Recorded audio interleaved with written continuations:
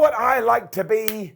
Bold. And no, I did not say bald. I mean, I do have no hair, but I'm sick and tired of people telling me every single day like I don't know. I do own multiple mirrors. But we are talking about BOLD, and as we are at the end of the year, I'm about to head into 2023, I thought it would be fun to stand here on What Culture Wrestling and try and predict some crazy things that may happen over the next 12 months.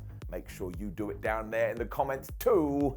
Let's do it. Number 10, AEW deactivates one of its titles. So this is an ongoing debate. Does AEW have too many championships? And for my money, the answer would be yes. I just think less is more, be it professional wrestling, be it UFC, be it MMA, be it boxing. If you only have a few prizes to fight over, magically they just become more important. I think Tony Khan is aware of this too, and the main reason it has got so crazy is just because he bought Ring of Honor and he wanted to make sure its presence was alive on television so he could try and get it a TV deal. And if he is able to do that, all of a sudden you are going to lose about 4 titles. That said though, come 2023, I bet one of these does go, and it may very well be the Ring of Honor TV title, mostly because right now Samoa Joe is that champion, but he's also the TNT champion, so why don't you just align the belts and be done with it? The All-Atlantic Championship could also be on that list because its purpose has kind of fallen by the wayside now. I mean, I thought initially it was going to be defended in that promotion, and this promotion, and overseas, and here, there, and everywhere. Although Orange Cassidy does hold it at the moment, and that makes me feel warm and fuzzy in my tum-tum. I'd be fine if he became the world champ. It certainly would help though, because once again, the fewer titles, the more they do mean.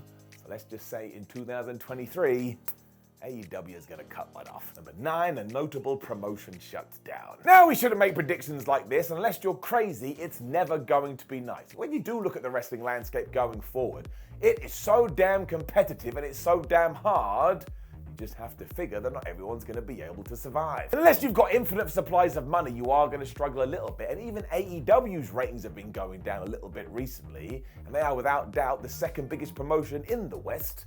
Maybe even the second biggest promotion in the world. So what does that leave us with? I mean, NXT is going to keep ticking along regardless, especially because that was Triple H's baby and he's not going to kill his child. And as we know, Impact is unbreakable. That thing is going to be alive longer than you and I, but also actually you should go check it out right now. It's really flipping good. You already mentioned Ring of Honor may actually get scrapped if Tony Khan can't get a TV deal, but even then, it would probably have some presence on AEW television.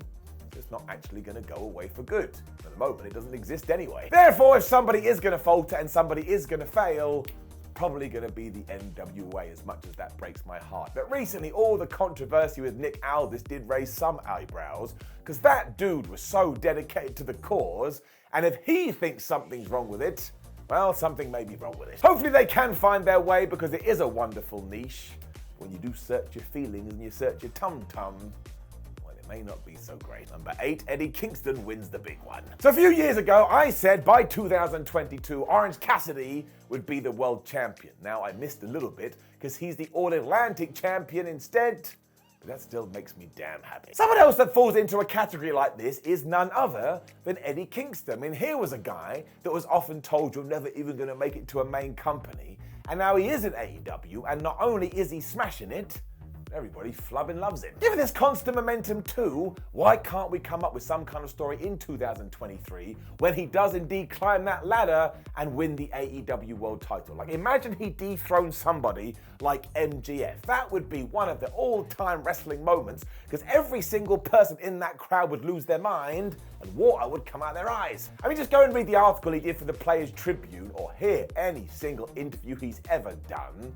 There is just something about this guy which is so damn real, so I'm throwing it out into ether, and I hope that it happens. Number 7, a major babyface turns heel. Yeah, turns these days in wrestling are happening all the time, but it's mostly at the mid-card level, and I am talking about our tippity-top stars. So 2023 feels like the time to really get serious with this, and when you look at everybody involved, you know who I think we should turn into a villain. Jon Moxley. Now, much like his best friend Eddie Kingston, Mox is quite clearly just a good human being. When he admitted all of his alcohol problems early in the year, he just came across like such a hero. And let's not pretend this wouldn't have inspired others, because it most definitely would have. He also made sure to carry AEW on his shoulders every time he needed it to. But do not forget, before he exited for a few months, there was a load of teases going on that's right, he was about to go bad guy. Obviously, when he did enter rehab, he had to become a hero. That was the only way. But now look at the landscape. As of me talking, he's feuding with Hangman Adam Page, who is also a babyface. And when you think about future opponents, he actually has more options if he's the heel. Let's not pretend he can't pull it off either, because even when he was taking on CM Punk and MJF and he had to play a pseudo bad guy, he absolutely smashed it. Given that heel turn in WWE was so bad, I think we should pull the trigger on this, and I think it's going to rock. Number 6, a small contingent turn on Triple H. Yep, I mean, come on now. Have you been on wrestling Twitter? It's like this. It's a constant balancing act. You can't even praise someone without somebody butting in saying, well, I actually think all this is terrible, and all you said was William Regal is a hero.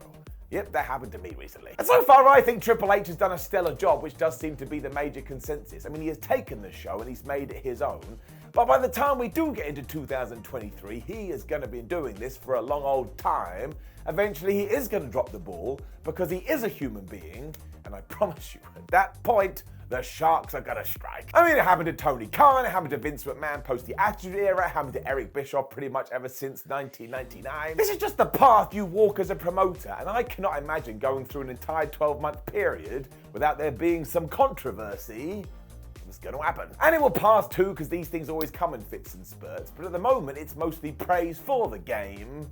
Believe you me, the sword of Damocles will eventually come down. Number 5, AEW and New Japan have some relationship tensions. So I hope I'm totally wrong with this one, but it was a topic that came up here at What Culture HQ, and given we are making a bold predictions list, I thought we should throw it in the mix. But this actually has nothing to do with how AEW and New Japan see each other at the moment either. If you go through 2022, they have had an absolutely fabulous relationship, and that Forbidden Door pay-per-view was great. It also seems like a bunch of All Elite wrestlers are going to be on Wrestle Kingdom in the Tokyo Dome, and we will get another Forbidden Door pay-per-view next year. So what is the problem here? Well, it's the past. If you find any two promotions that have had some kind of business dealings going on, eventually they fall out. And the longest one at the moment is CMLL and New Japan. And the only reason that one hasn't gone kaput is because it's so lackadaisical and mostly there so wrestlers can go on excursions. And if we are going to do the joint pay-per-view every single year, you can just kind of see it forming. This guy wants that guy to win, but the other person wants the other guy to go over, and all of a sudden you're bickering, and then you're falling out. And it always does have to be balanced, because of course both promotions don't want to look weak or anything like that. That's why I just hope everybody involved remembers that wrestling is meant to be fun. Because when you do that, do you know what happens?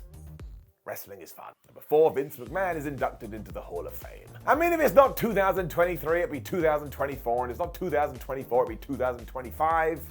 Take my point. It already feels like the controversy around McMahon has vanished as well, which is kind of nuts. Although it could have been controlled by WWE, because ever since Vince walked away, we don't even hear his name spoken. So when you do get to WrestleMania weekend, you can just see it, can't you? Out comes the chairman of the board, and don't pretend all the fans won't be doing this. I mean, they were doing that in the crowd in the week before he left. That kind of sums it up. And I'm sure it will make some headlines, but it will pass soon, which always seems to be the way. And the only reason I think this won't happen is because Vinnie Mac doesn't want to do it. And to be fair, when you do go through the past, he has always shied away from that spotlight. Let's not pretend he doesn't deserve it either, of course he does. But get this, you can both be one of the best wrestling promoters ever and have done some very terrible things in your life. These two things are not mutually exclusive. Number 3, CM Punk's big return. Let us just remind ourselves that when CM Punk walked out of WWE in 2014, it was absolutely necessary. The dude was clearly burned out and his mental health was shot, and if you feel like that, you gotta put yourself first. There was still a lot of nonsense here though, including Punk receiving his walking papers on his wedding day, and because of all of that, and because how angry it got, everyone was like, well, this is never gonna happen, they're never gonna get back in bed together, and I was one of them. I thought that idea was dead. But given that he did make a splash in AEW, and given that he's clearly got the wrestling bug again, if he is gonna leave All Elite Wrestling, and he wants to make sure he scratches said itch, he's gonna have to go back to WWE. I mean, I suppose he could go to New Japan, but I can't see it happening. I mean, he may even headline WrestleMania, especially now given it's 2 nights in a row. And if this does happen, oh my gosh, hell will have frozen over. But don't pretend this won't be a big deal. It will break the internet and there'll be headline after headline after headline. Someone the other day was even saying, well, maybe he takes on Stone Cold Steve Austin. So again, bold predictions. This probably should have been a number 1. Number 2, a huge scrap at a major event. So this is basically using the Brawl Out incident and saying it is going to happen again. But once again, everybody here at What Culture chatted about it. We could see it. It's not actually that bad when wrestlers do have a scrap backstage, because it means they're just passionate about things and usually it can be calmed down. The biggest problem with All Out is that CM Punk said a lot of things publicly, and that just stoked the fires in a way that you never want. I mean, it created a whole new level of madness, which then in turn did create a whole new level of fight. But go look at WWE or AEW.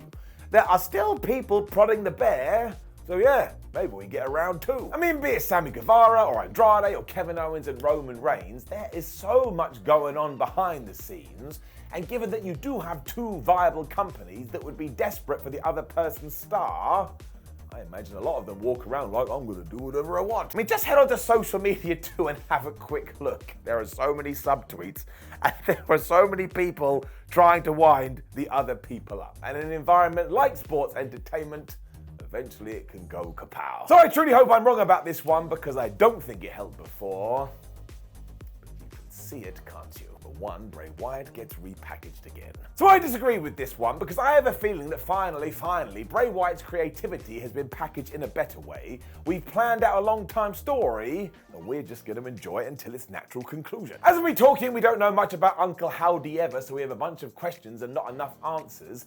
And as long as WWE does get that right, I think this should be peaches and cream. The problem is, though, is that you do have to look in the past, and yeah, the Era of Worlds was absolutely destroyed because he lost to everyone, and then the same thing happened to The Fiend after he was burned alive, had some relationship with a box-like structure, lost to Goldberg, and had that 2019 Hell in a Cell match with Seth Rollins that ruined everybody. I mean, it was like we just wanted to test him, and of course, if we do fall foul for a 3rd time, then it is going to become like Boy Who Cried Wolf.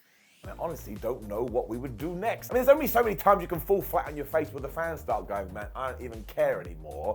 But we are going to be positive Pete's here and say that this prediction is a bunch of baloney, and that when we get to the end of 2023, Bray Wyatt will be an even bigger star than he is now. I mean, have you seen his merch numbers? People love this guy.